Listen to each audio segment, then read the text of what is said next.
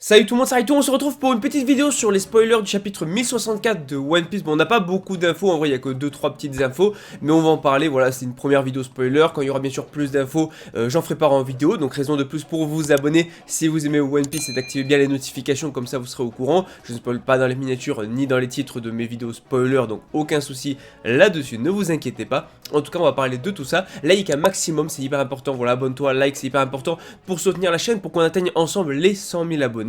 Et moi je te dis c'est parti, let's go. Bon, première chose, on sait maintenant qui a kidnappé Pudding, on a la confirmation. Alors oui, il y avait bien Aokiji, bon ça on s'en doutait, il y avait de la glace etc.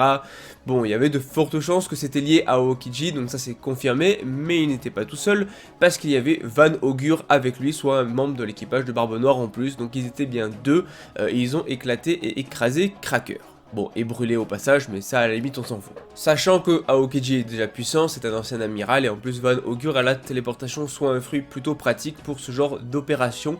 Donc ils ont capturé Pudding, sûrement sous les ordres de Barbe Noire bien évidemment.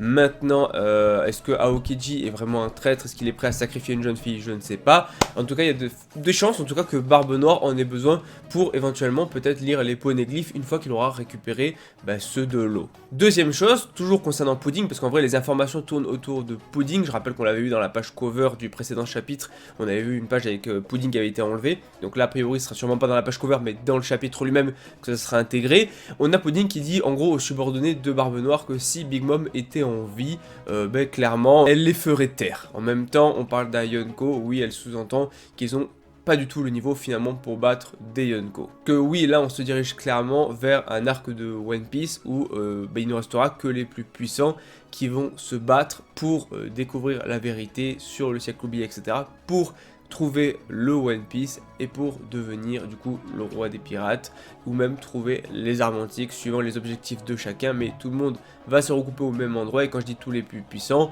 c'est Luffy et sa flotte et son équipage, Barbe Noire, Kid, l'eau, etc., etc., plus la marine qui va sûrement débarquer, plus le gouvernement, etc., Shanks et tout.